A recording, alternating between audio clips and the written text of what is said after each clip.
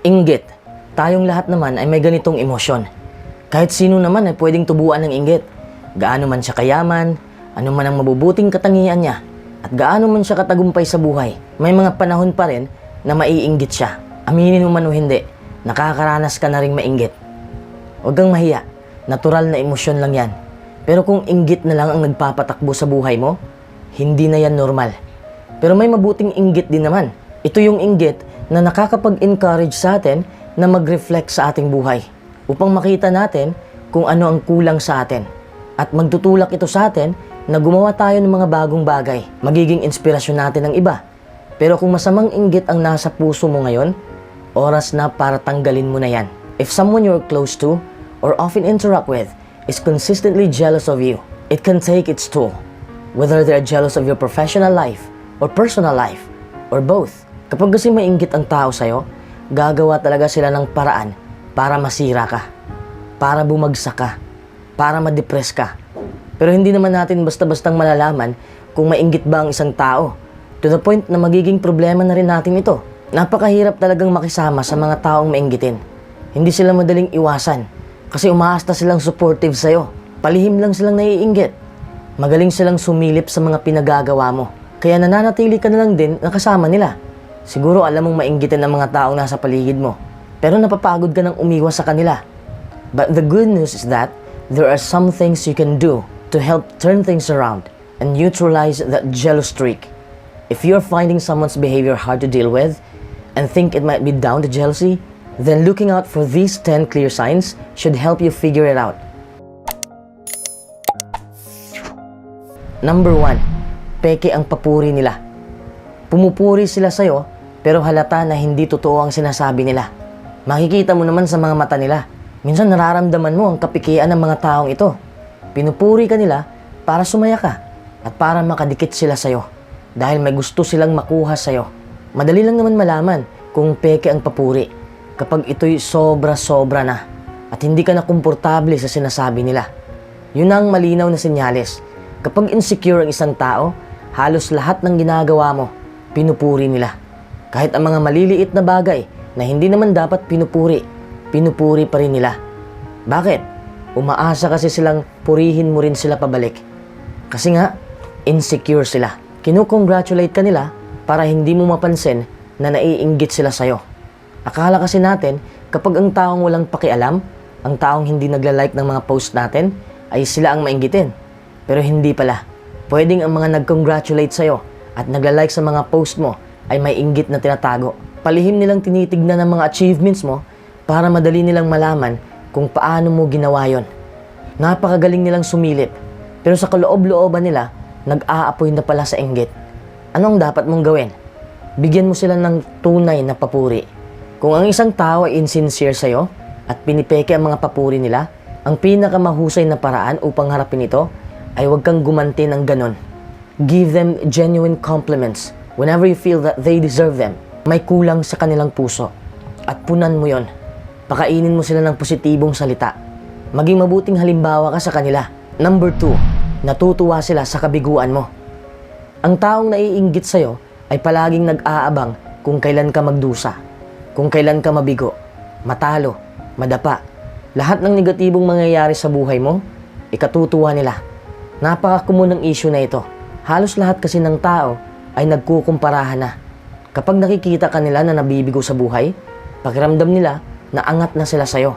Kaya sila ay natutuwa. Logically, it makes no sense. Bakit? Halimbawa, wala kang pera. Ang taong naiinggit sa'yo ay magkakapera ba? Kung may nagawa kang mali ngayon, ang taong naiinggit sa'yo ay hindi na ba magkakamali? It makes no sense, right? Bakit may naiinggit pa? Pare-pareho lang naman tayong may problema eh. Life has suffering. We can try to avoid it or pretend it doesn't exist. But when we recognize suffering and try to alleviate it, that is when we learn how to be compassionate. Uulitin ko, hindi perpekto ang ating buhay. Lahat tayo ay may problemang kinakaharap. At kung tayo ay magdurusa, ang mga taong mainggitin ang unang matutuwa sa mga negatibong pangyayari sa buhay natin. Makikita naman natin sa kanilang mukha ang saya. Napaka-plastic nila. Ano ang dapat mong gawin?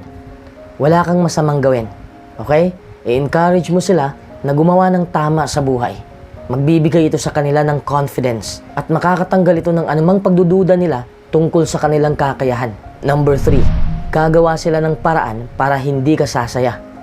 Kung may mga plano ka, sila ang unang magsasabi na mahirap gawin yan. Palagi silang hahanap ng dahilan para umayaw ka o bumitaw ka na. Tanggapin mo na lang na may mga taong hindi matutuwa sa mga plano mo at may mga taong ayaw kang magtagumpay. Kahit napakabuti mo pang tao, hindi lahat matutuwa sa'yo. Kahit ano pa ang gawin mo. Kahit nga si Jesus ay may haters din. Parte na yan ng ating buhay. Kung ayaw nilang sumaya ka, lumayo ka sa kanila. Mag-focus ka sa sarili mong misyon. Never let anyone get in your way. Gusto mo bang may stress ka nang dahil sa kanila? Keep your guard up and remove those toxic people. Huwag mong hayaan na sisirain nila ang pangarap mo. No one has the right to diminish your value.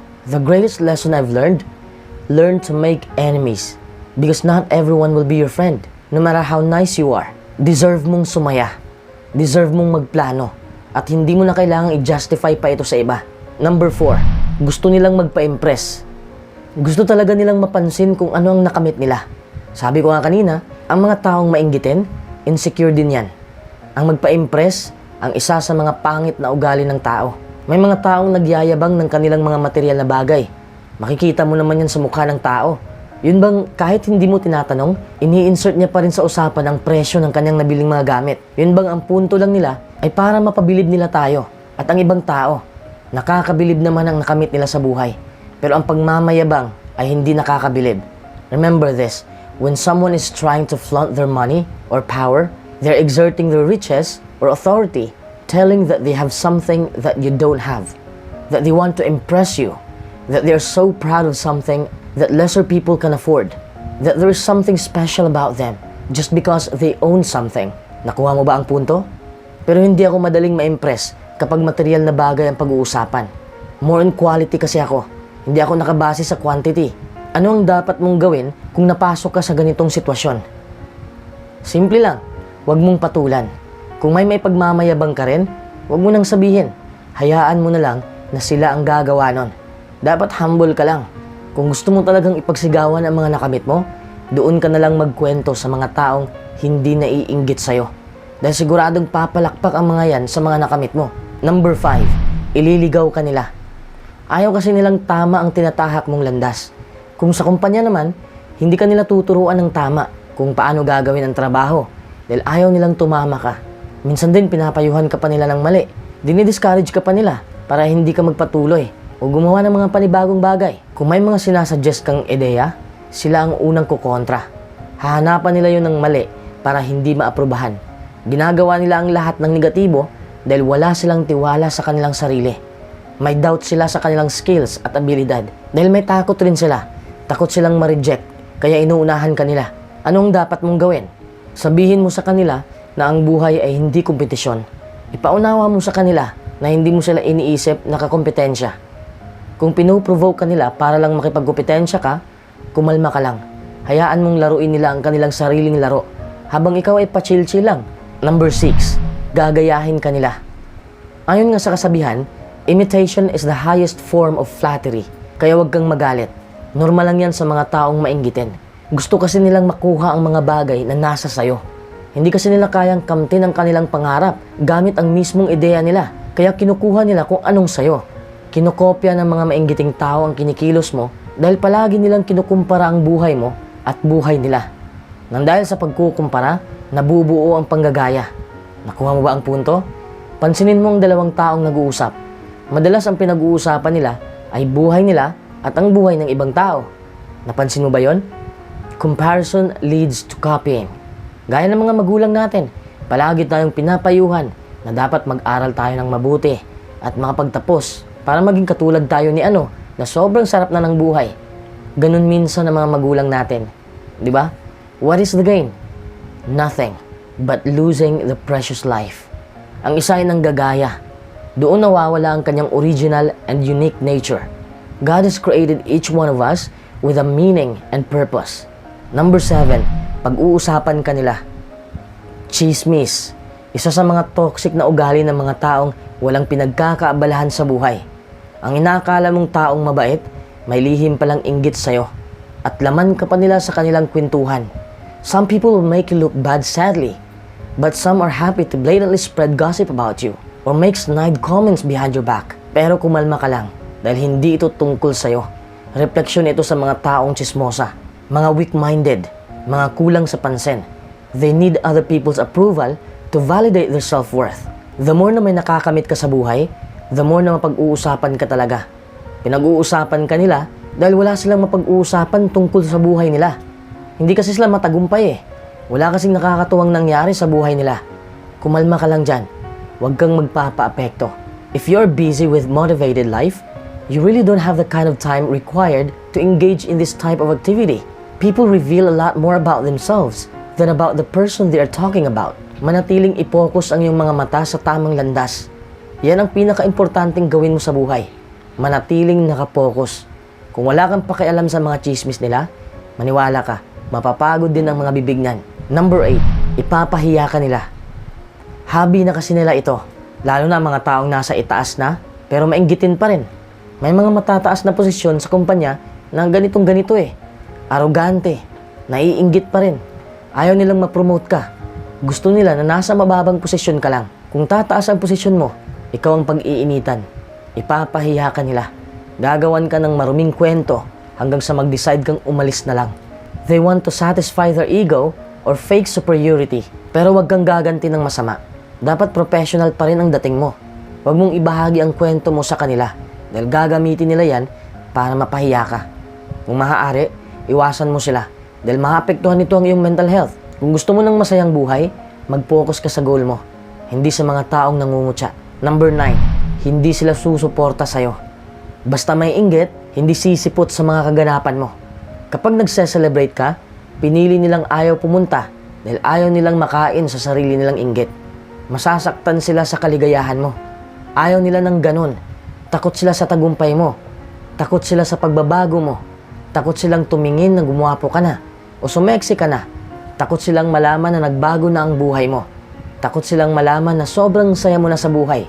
Kaya hindi sila susuporta sa'yo. Para at least sa isip nila, may kulang pa sa'yo. Pero wala namang kulang. Ang nakakatawa pa, kapag may nangyari sa'yo na nakakalungkot, sila ang unang pupunta sa'yo at umaas ng concern pero nang chichismis lang pala. Gusto lang talaga nilang balutin ka ng negatibo. Pero nagtatagumpay ka na ngayon, wala ka nang pakialam sa tactics nila. Number 10, ayaw nilang magpatalo. Iniisip nila na kalaban ka sa buhay nila. Lahat ng kaya mong gawin, hihigitan nila. Gagawa talaga sila ng paraan para mapatunayan sa'yo na mas lamang sila sa'yo. Pero nagsasayang lang sila ng panahon at lakas dahil wala ka namang pakialam. Di ba?